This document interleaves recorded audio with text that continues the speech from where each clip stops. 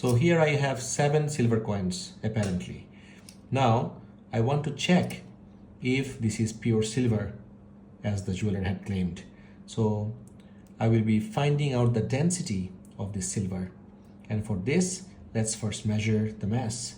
So I could have measured the mass of one coin, but if I measure the mass of 7 different coins, it will give me a larger reading, which will reduce the percentage uncertainty. So the mass of 7 coins is 69.92 gram. So this level is at 50 ml, that means 50 cm cube. So I'll have to check how much water does the coin displace it. Now I have to lower the coins very gently so that I don't splash any water.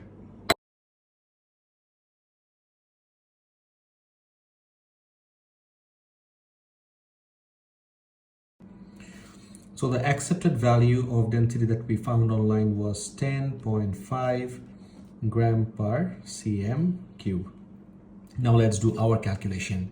So the mass of 7 coins was 69.92 divided by 7 will give you the mass of one coin, which is 9.99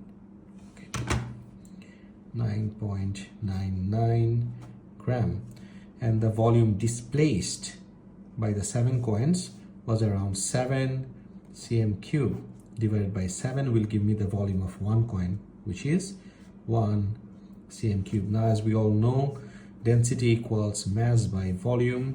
So the mass is 9.99 divided by volume is 1, which gives me around 9.99 gram per cm cube, and it is approximately equal to 10 gram per cm cube, which is very close to the accepted value of density of silver. So I would have to say this was pure silver.